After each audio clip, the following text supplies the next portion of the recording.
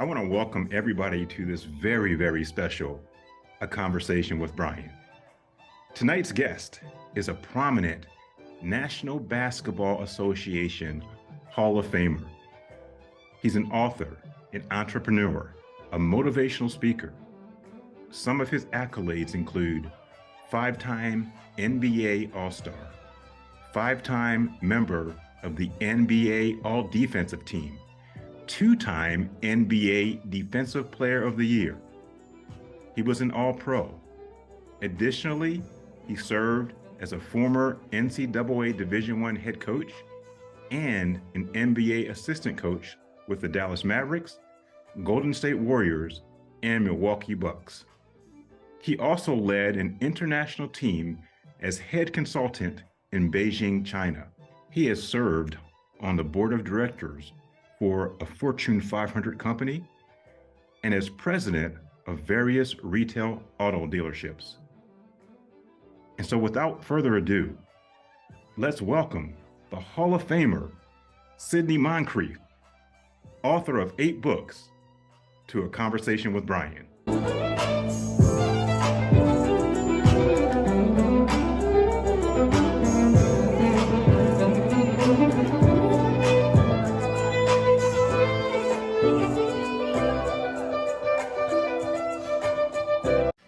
SIDNEY, welcome to the show. Brian, thanks for having me. I think I'm going to hire you to be my introduction.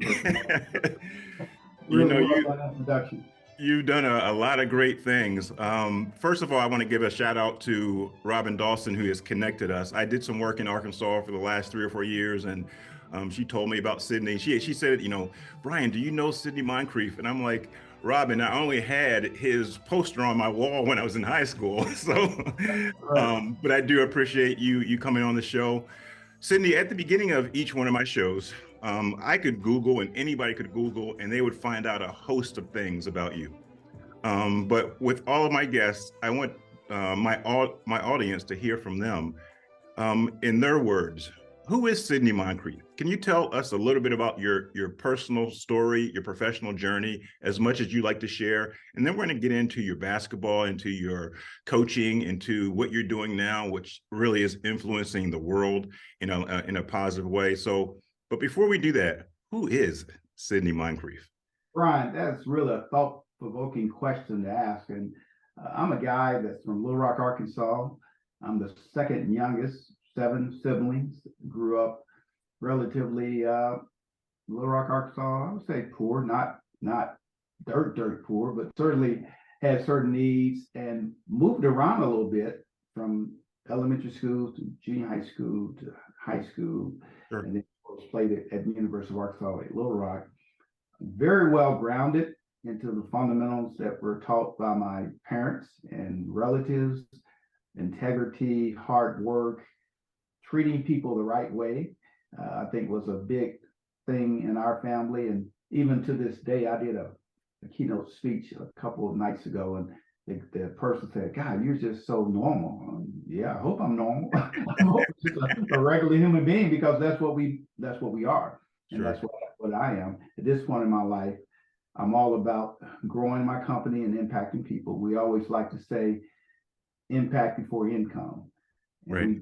We kept that mantra for a number of years, and love what I do. I just love life, right? I get up every day and do my thing, and I kind of feel like I'm retired. I feel like I'm not really working. Even when I'm working, I feel like I'm not, because I just enjoy impacting people and living my best life. People will say, SIDNEY always says, live your best life now. And that's what I believe in.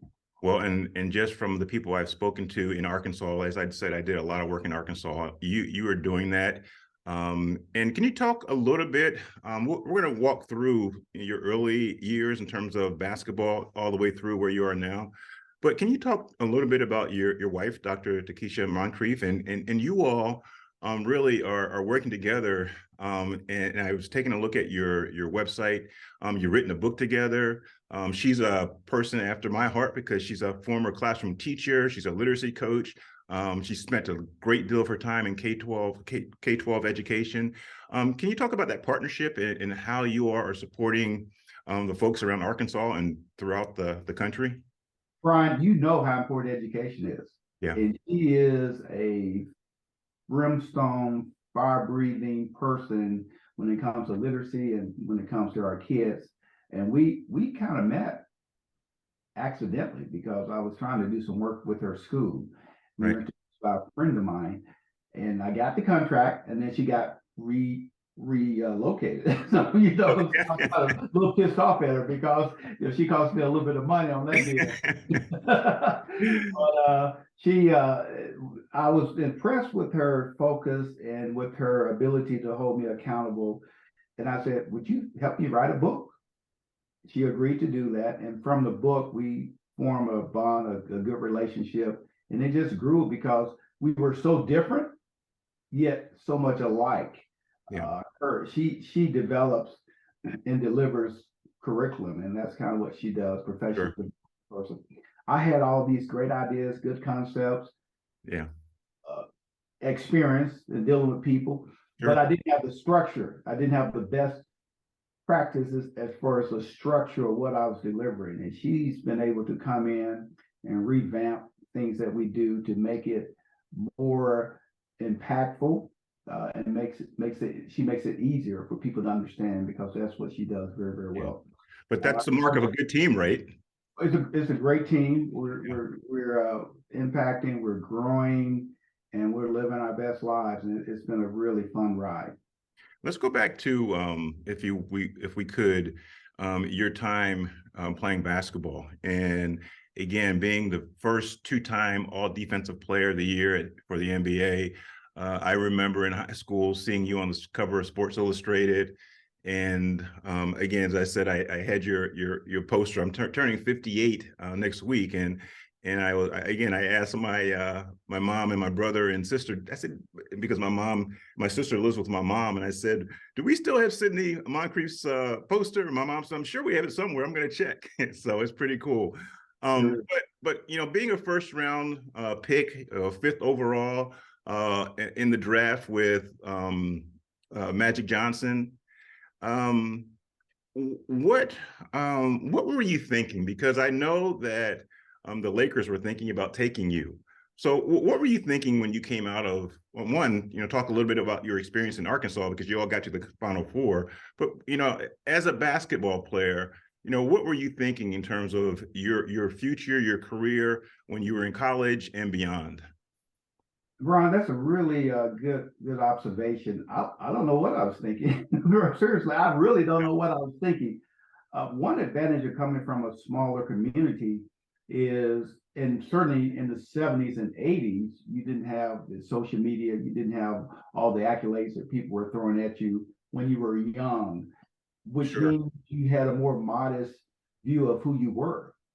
And then in the neighborhood, when you're balling out in the neighborhood, no one ever told you you could play. You know how that is. You can never play. There's always something wrong with your game, and someone said they beat you when one-on-ones. So you had all that going on, which kept you grounded. Yeah. It kept me grounded, at least. And as I developed, I tell people I read where LeBron James said he never had a goal of being the leading scorer in the history of the NBA, and he had a number of goals that he never had, yet he's about to accomplish those goals. I was the same way, never had a goal of being in the NBA, never had a goal of being Defensive Player of the Year, Hall of Famer, didn't have those goals. I tell people all the time, I instinctively had a goal of getting better every day at my craft. Yeah. It was instinctive because it wasn't intellectual, because I wasn't far enough advanced to really understand that concept. And I just kept getting better and better in high school, and then in college.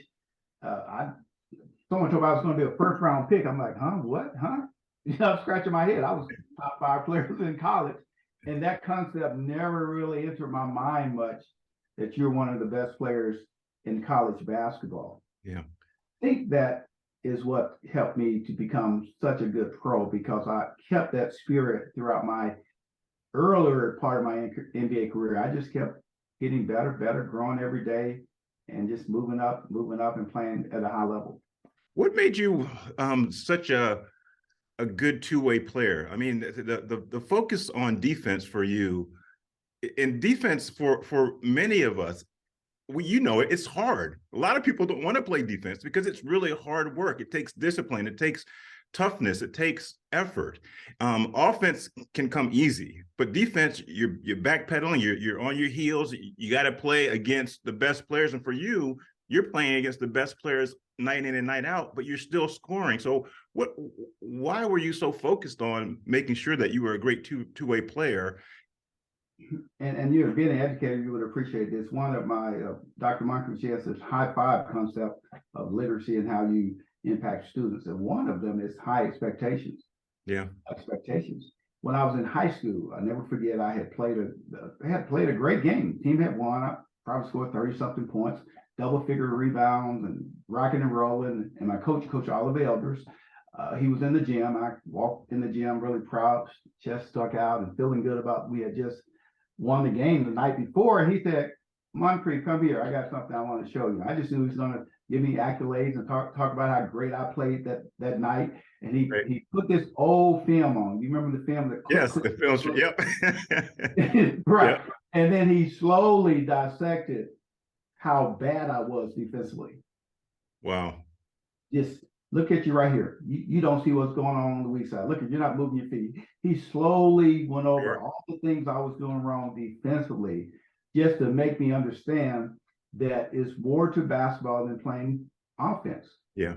From that point on, I had an awareness about defense. Then I went to Coach Eddie Sutton, who was a defensive guru. Yeah. He had 4 years back then. It wasn't one and done for many guys. We had 4 years of 3.5-hour practices, 3 hours defense. Wow. And I was able to develop now the fundamentals to go with the grit and the mental. As you know, it takes a lot of stuff here to play defense, because you can easily say, "Man, forget this. I scored 5 points. I'm done." Yeah. But it does take a lot out of you to play both ends of the court. Yeah. Yeah. And all my coaches, they demanded that I play both ends of the court. I didn't have a choice. And I developed that routine and habit of being able to do that. Were there players? I mean, I know Michael Jordan, said that it'll be a tough night when he played against you, and Larry Bird had some comments as well. You all in 82, 83, Milwaukee swept Boston, and you had an amazing series. But were there certain players besides Jordan that were really tough to play against, where you just said, "I got to be on my game tonight"? It's so funny you would say that, because I looked at every player every night as if they were Jordan.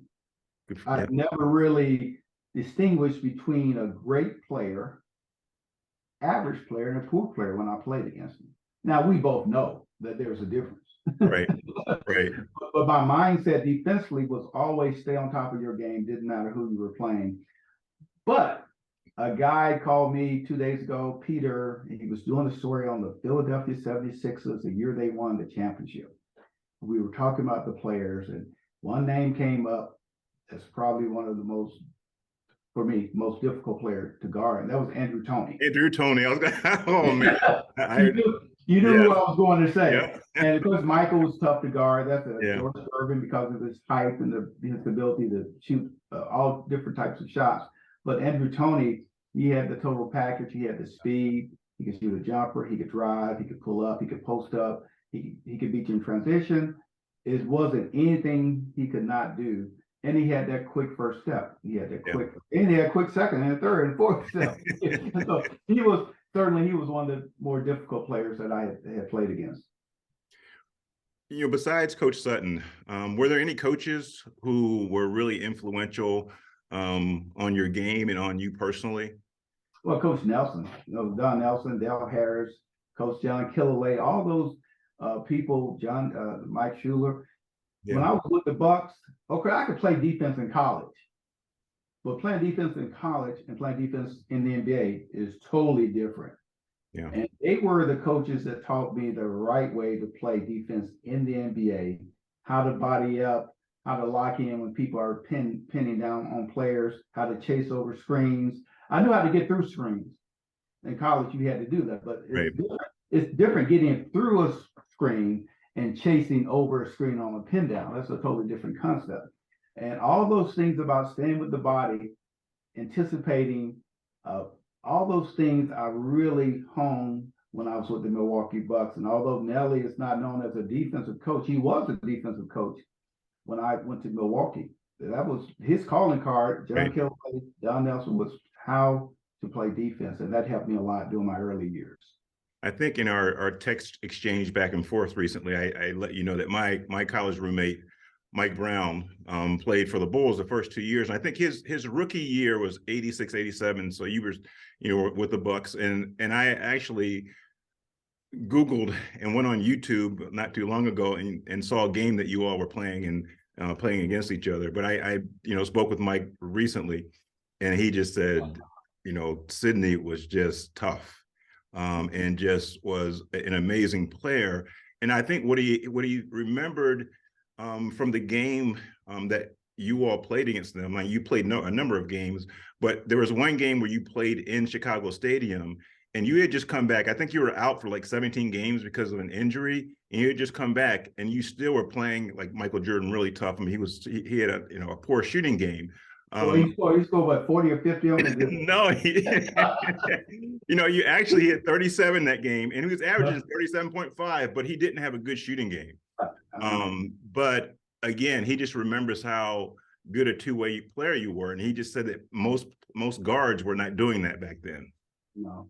Mike was a tough. He was a tough player, very aggressive, and when you play Chicago, stuff like playing Chicago Stadium. Yeah. It doesn't get any better than Chicago State. Yeah. And I always tell people when they introduce the Bulls that Michael was always the last person, right? Yep. And number 23, and the arena, the stadium was just like, wow. Yeah. It would blow up literally with the noise. And that got me so fired up because I didn't fear the road crowds or noise players or anything. And you would have thought they were cheering for me because it was so loud in that place. Yeah. Playing against Michael doesn't get enough credit for how smart he was. Yeah. He knew the game. He knew. And I always knew when I guarded him that he would just let the game come to him.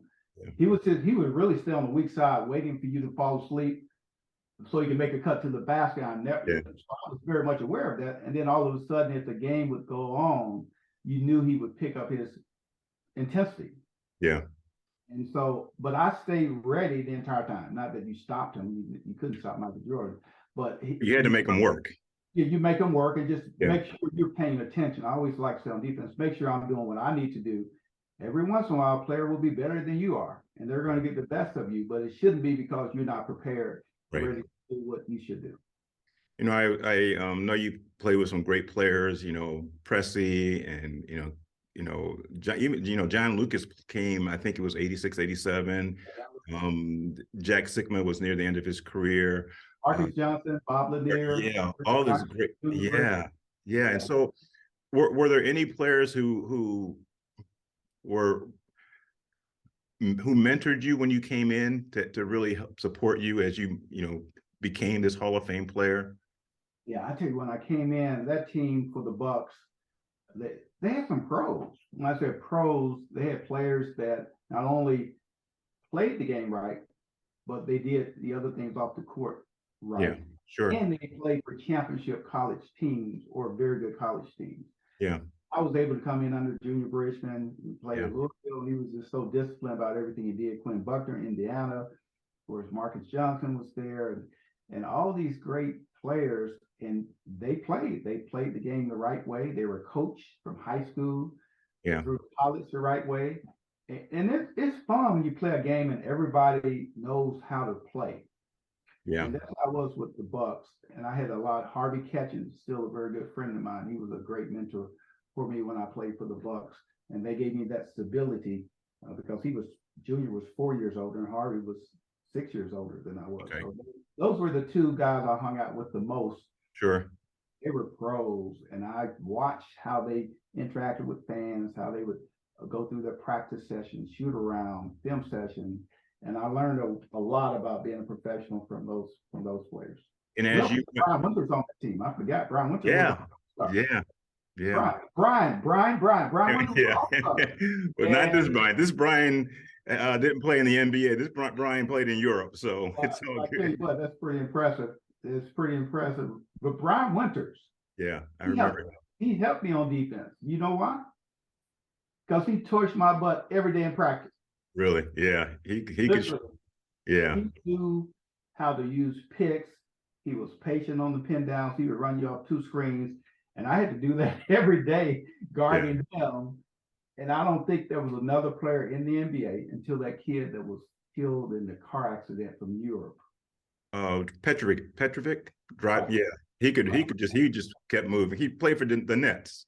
Yes, played for the Yeah, Nets. The yeah, only player, of course, Reggie Miller was in that category. But those yeah, were the only three players that when you're guarding them, especially on pin downs, yeah. it was extremely difficult because of their ability to change pace and their ability to set you up so well.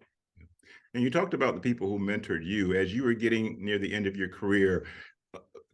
I'm sure you did the same for others. Or were there some players that you feel good about how they I don't know. Here's why, because I lead by example. I'm not a, you can mentor through your words. Sure.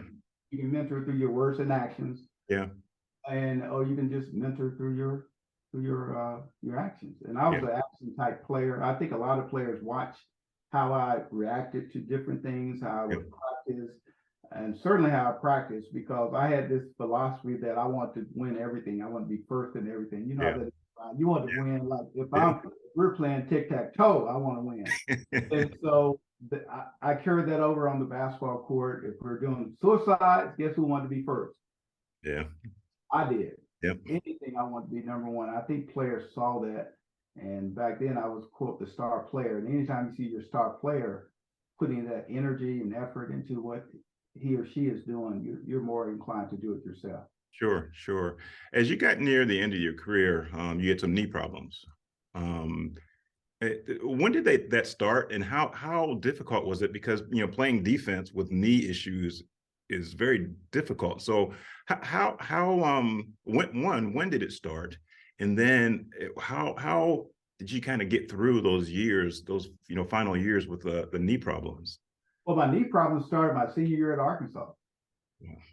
So it shows you how long I had to. Wow.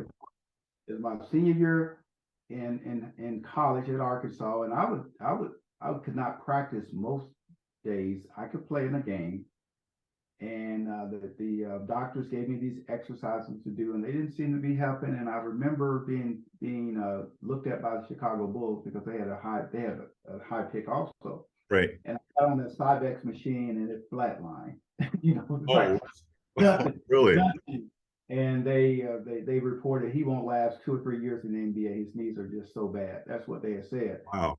Coach Nelson sent me to Dr. Leach in Boston. Right. Dr. Leach looked at me and said, "Oh, Coach, he should be fine if he does these exercises. He should give you 7 or 8 good years." And that's what I did. I had to be very disciplined on my leg exercises. I iced down after every practice.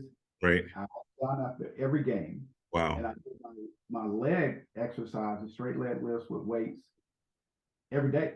And even on the road, I would take weights. So Jeff Snedeker would take weights, and I would do my leg lifts with my weights.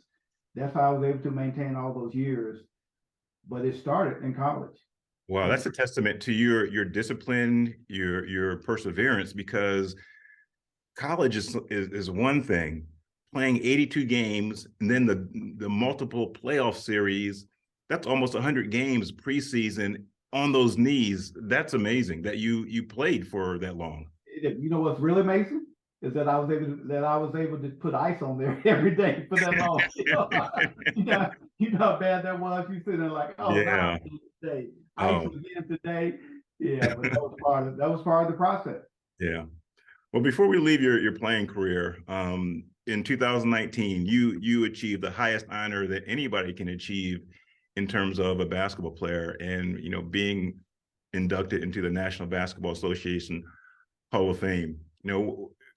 Talk me through when you found out, and then that day. How were you feeling? What was your just talk me through it. Well, at the beginning of the show, what did I say? I said, I'm a human being. Yeah, I know, but still, People people say on the that about me. outside. People Yeah, say that about me, and what people that know me say I'm never up, never yeah, down, just like right here all the time. And it's really strange because the Hall of Fame was something I had been nominated for years before, and right, after a while, I just stopped thinking about it. I would run into people and they say, "You're not in the Hall of Fame. Why aren't you in the Hall of Fame?" And I said, "Hey, I don't know, right, and I don't really care." right. But at the point I was when I got the call, I was at home and got the call, and he told me, "Hey, you've been selected." I said, "Cool." That was all right. That's how I felt. I didn't really feel any groundswell of Sure. pride or anything. I did feel a little bit of release so people can stop saying, "You should be in the Hall of Fame," because Yeah. now, well, I'm in the Hall of Fame. But and then the day of, I got sick the day of. I kind Oh, of got really? and I wasn't feeling my best that day. But the same thing, I was pretty much here. Right. And it took a friend to put in perspective for me, because I called a friend and I said, "Hey, I said, I'm really struggling with this. I should be feeling more elated than what I'm feeling." I said, "I don't get it. I just don't Yeah. feel a lot of excitement." And he went on to say, "You're one of X number of players in the entire world Yeah. that is part of this select group of individuals is a huge honor." And so when I started processing it from that vantage point, I'm like, yeah, I guess you're right. I should feel a little better about it, but I just couldn't quite get there. I just couldn't quite get there. One of the things that I always think about, and I truly get what you're saying. Not that I'm a Hall of Famer, but I understand the being, just a regular person and making sure that people understand that.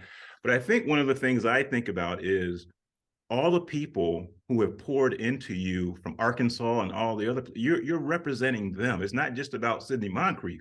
It's about all the people who are proud Arkansans and all the people who have touched your life. They're like, we were part of that. Yeah, that's a very good perspective, because there were so many people that you, when you do your speech, all these people kind Yeah, of resonate in your mind, because they've done so much for you as a person and as a basketball player. And it wasn't just about me. And yeah, that's what the person also said. It's not just about you, it's about what you represent and all the things you have accomplished. But I just couldn't get totally into that. yeah, And I'm just not big on inclusive type, like country clubs. I only go to member of country club if they have other people like me there. yeah, sure.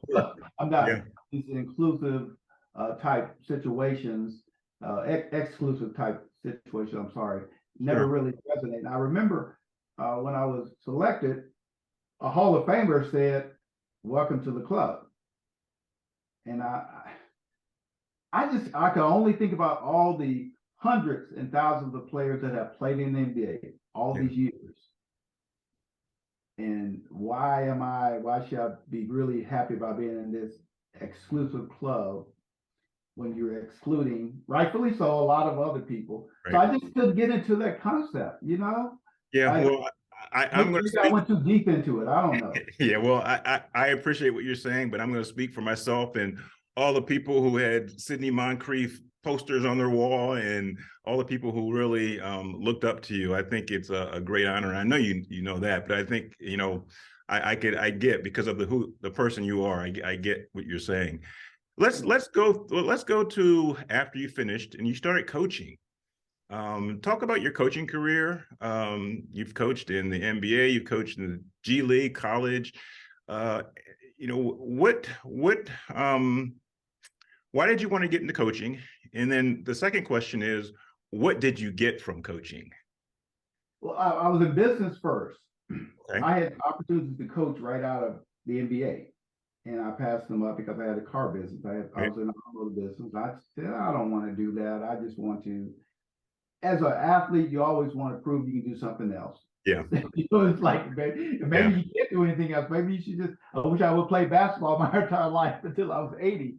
But there's always something in you that you want to be seen as more than just an Sure. athlete. Yeah. And I went into business for about 18, 16 years, maybe 15 years, 10 to 15 years. And I was in the car business. I wasn't loving it, but it was affording me a good lifestyle and some other things. So I was doing it, but I wasn't really loving it. And I remember Rick Mello, he was the athletic director at University of Arkansas Little Rock. They were looking for a new basketball coach. And basketball was the last thing on my mind. And he just said, he comes to me and said, "Sidney, we have this opportunity. I want to know if you want to interview for it." I started thinking, I'm like, okay. I said, well, if I'm going to do anything in basketball, I can't keep passing up these opportunities, number one. Because it doesn't stop coming at some point. And then I had to weigh basketball, car business. Which one are you most passionate about? And of course, it was basketball. I started coaching. I interviewed, got the job, did it for 1 year. Was not a good coach. I was a good manager because I had run a business before, and I had a good feel for the student athletes. I had a passion for them to be something better outside of basketball. I love college basketball from that standpoint. Technically, I had a lot to learn because I was still in the old mindset of how things used to be done when I would practice with Arkansas and Coach Sutton. You try to do that with the newer kids. Oh, it's totally different, right? They were just so wimpy, they just couldn't handle it. And so it didn't work out, but I went to the NBA. Coach Nelson called. Mark Cuban had bought the team. They were looking for an assistant coach that possibly could move on to a different position. And I said, you know what? I'll try it. So that's why I went from college 1 year to the NBA. And did that for a couple of years and decided that I really like being independent. I really like running my own business. I really like people telling me what to do. I'm not used to some of that building the bus at this time, have practice this time. I wasn't really feeling all that NBA type action. And so I went back to doing something different. Nelly called at Golden State, "Hey, we need someone, you want to be my shooting coach?" So I became the shooting coach.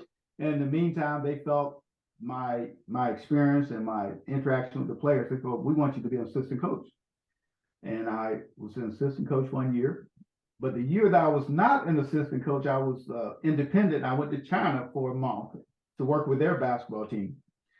And the chairman of the team, he liked me as a person. We spoke two totally different languages. I tell the story to young people and adults when we talk about building relationships. But he liked me. He liked my smile. He liked my spirit. He liked a lot of things about me. And they called and said, the guy said, "The chairman wants you to be a consultant for the Beijing Ducks professional basketball team. What would it take for you to do that?" And I gave them a number, and they said, okay. And I said goodbye to Golden State. So I went to Beijing for a year and a half. Wow. And that was a great experience, just traveling throughout China and just helping that basketball team develop. Because by that time, college, I didn't have any coaching experience. So coaching the NBA for 3 years, that's like 10 years of college coaching. I had learned so much from being with Nellie, Dale Harris, Donnie Nelson, and that group, Charlie Parker. So I went to China, came back from China, and I just decided to do my own company again. And then the Milwaukee Bucks called. Who wouldn't go back to their team they played for? And I went back there and coached for a year or two. And then now I'm back to building people. I don't build players anymore. I build.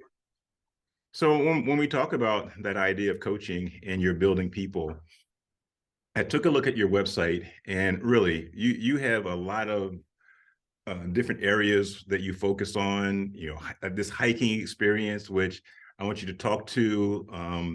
You have a keynoting, part of it. You talk about diversity and inclusion in your website, team enhancement, workplace readiness. These are all things that being a coach, those skills that you're using, I'm sure you're using in these different areas. And so can we kind of walk through, what you're doing now with your website? The hiking experience seems fascinating. It's really about leadership. Yeah, but what I try to do is I try to see what trend, what what opportunities out there, not what problem, what opportunities out there will you offer a solution for? Yeah. But Brian, everything I do is grounded into two concepts, really three. That's why we're doing so many. It's grounded in three concepts: emotional intelligence, EQ. Yep. What we call grit. We have a grit acronym, which is growth, resilience, intentionality, and tenacity, and then relationship building. Yeah. So when we do leadership workshops, it's kind of the same, but we do put some leadership principles in there. Yeah. But it's all based on your emotional intelligence. It's based on those 5 components of self-awareness, self-regulation, empathy, motivation, discipline, social skills. Yeah. And that's why we can cover so many different subjects, because they're all the same. Yeah. Developing a person is all the same. We get to the root of it. And that's what I've discovered over 15 years of doing this, that you can stick to a concept like EQ or like grit. Right. And you can weave in leadership, you can weave in diverse equity inclusion, you can weave all these other concepts in. Yeah. One of the things, what I really appreciate about what you are doing, and as an educator, we focus so much on academics, on the IQ, and not, as you said, the EQ. I mean, my book that I wrote back here, it's a pre-K through 2 book, and we talk a lot about, those social emotional learning skills, self-awareness, self-management, social awareness, relationship skills, responsible decision-making, all those skills, which you're talking about. These are the skills that help people be successful. Like, I can teach you content, I can teach you, the business, but I can't always teach you these emotional, well, I can teach you these skills, but a lot of times our adults are coming without those skills. And that's why they're not holding on to jobs. Yes, 85% of terminations, it's like 6,000 different companies surveyed, are because of soft skills. Yeah. Not technical, it's soft skills. So I think, as you know, you need a blend of both. Yeah. But it's been proven that the lady that wrote the book about grit, that grit Duckworth trumps, in most cases, IQ. Yeah. IQ trumps IQ. But if you have IQ and grit, or IQ and emotional intelligence, or SEL, then you are very, very dangerous, and you're going to make an impact. Yeah. And so you've written numerous books: The Grit Factor in Kindness, The Grit Factor in Leadership, Reinventing You, No Risk, No Reward, The Grit Factor in Embracing Diversity, Equity, and Inclusion, Step Up Your Game. And then you have a passport series: Your Passport to Manhood, Your Passport to Back to Basic Leadership, Your Passport to Becoming a Valuable Team Player. These are all, threads of what you're talking about. Yes, they are. And I like to, every year, maybe every 18 months, I try to think of, I don't try, I just say, I think I want to tackle this subject. Yeah. I want to write a book about this subject, like kindness. That's right now we have a kindness in action campaign. That's our I love that theme. Yeah. 2022, 2023. And our society has become, the meanness is being broadcasted so much. The negative things are being broadcasted so much. And I wanted to teach young people and adults that there's a place for kindness in our world, and it's very much needed. So I wrote the book on kindness, and now we have a series, Kindness in Action. We're working right now on creating a SEL, Kindness in Action curriculum for elementary school students. And then we have something for corporations. As we say, kindness in the workplace is essential. So yeah, we're the same. We like to tackle opportunities and see how we can create solutions. I was looking at your website, and I was looking at one of the videos, and I think it was your wife talking about, we need to start with what we have in common, right? I think you hit your mute. I did. Hold on 1 minute. I'm calling Dr. MONCRIEF in here. Okay, awesome. You mind? No, not at all. We will. She just came in. Came in. But yes, what was your question again?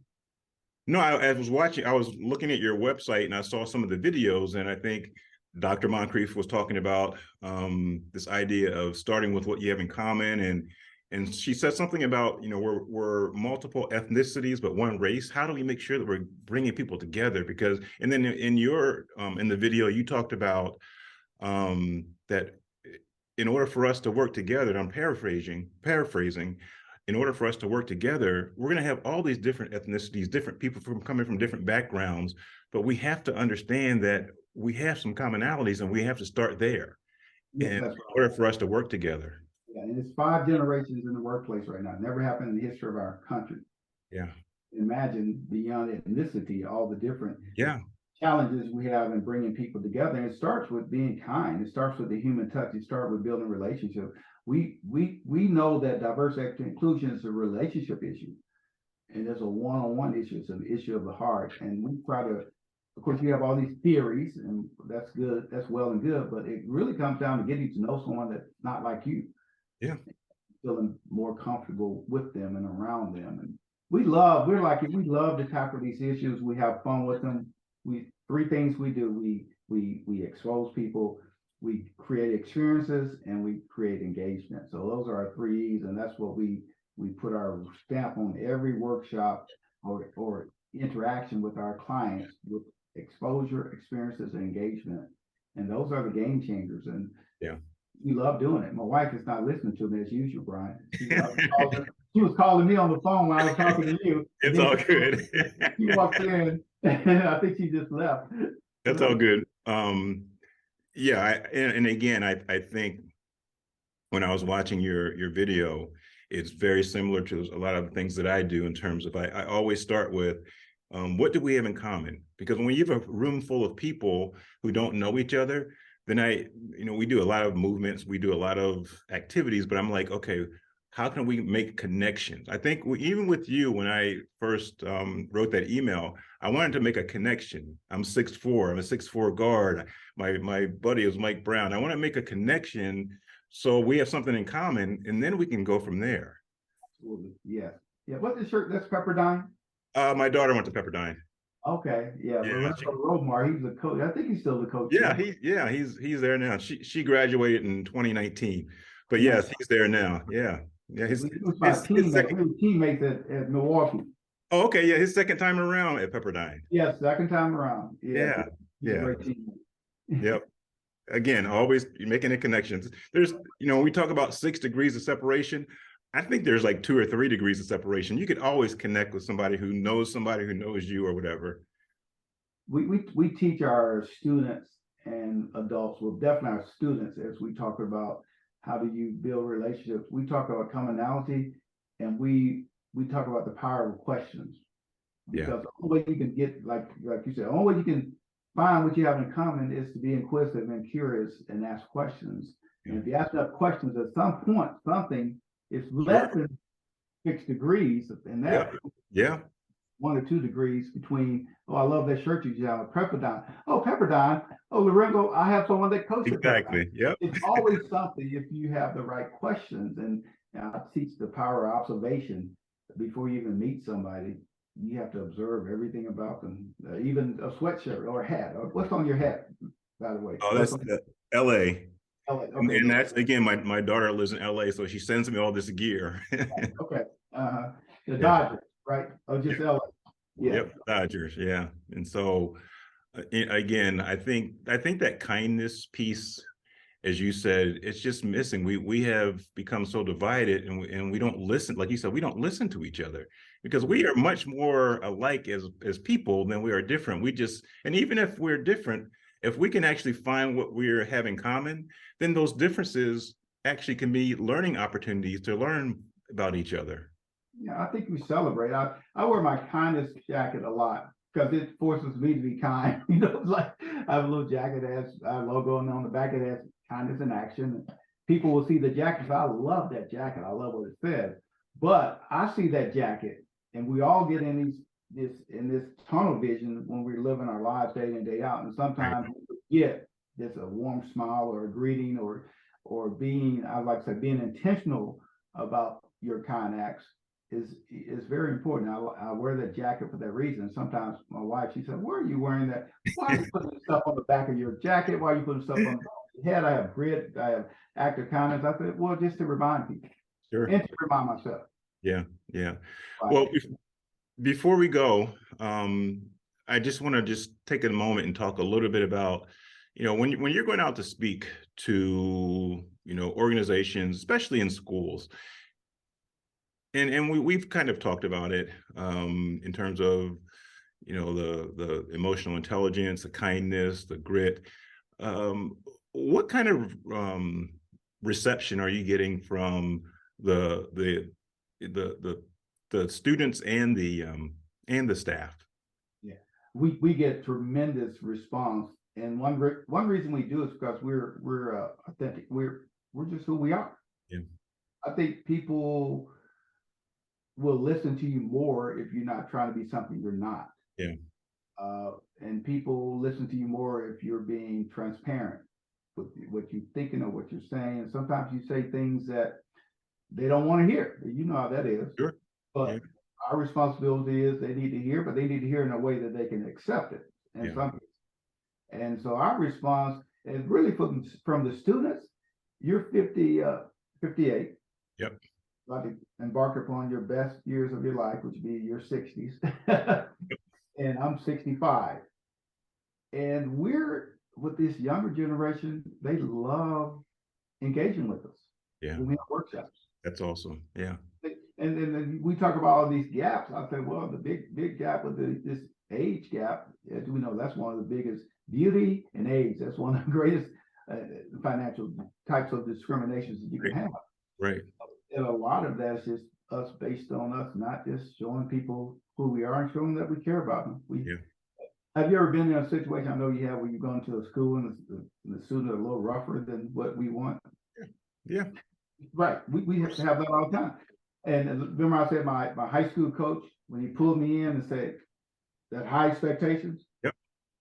We just find even the more difficult students, they like high expectations. Yeah. They want that.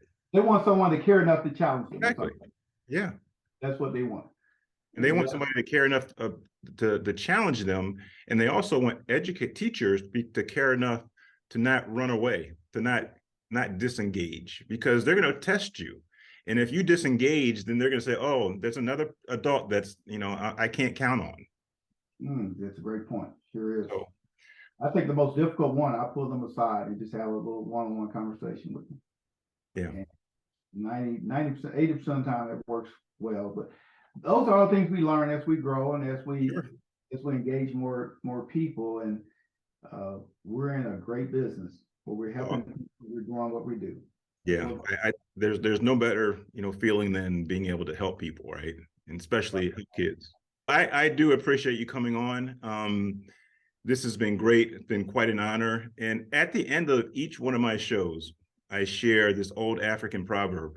My dad passed away 3 years ago, and at his funeral, I shared this African proverb, and it goes, "As I go, I am wearing you."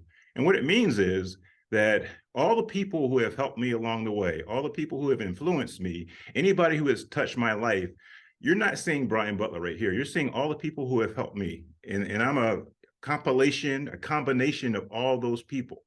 And so as I go now, after our conversation, even before our conversation, because you have influenced me before then, I am now wearing SIDNEY MONCRIEF. Oh, great. Yeah, we're sum total of all our experiences and people that we're in contact with. Yep. Well, I had a friend, his father died last night. Oh, wow. Sorry to hear that. He sent me a note and he said something similar to that. You mind if I read it real quick? No, please. It was different, but it was similar to that. His name is Jeff Van Stratton. He's in Wisconsin. I had called him a couple of days ago about something, and I didn't hear right back from him. Right. And he texted me back this morning and said that his father died. But he said, he said, "I'm sending you this message because I value our relationship. And even though you've only met my dad a couple of times, what you see and get from me is so much from him." Yeah. We are, as you said, a combination of all our experiences and the people who have just poured into us. Mhm. And so my success is because of those people. Yeah, So, well, you have some good people around you, my friend. Just keep I, rocking and yeah, rolling. and you too. I truly appreciate you coming on a conversation with Brian, and we'll talk to you very soon. Thank you very much for having me. Thanks, Sydney. Subscribe to A Conversation with Brian on Spotify.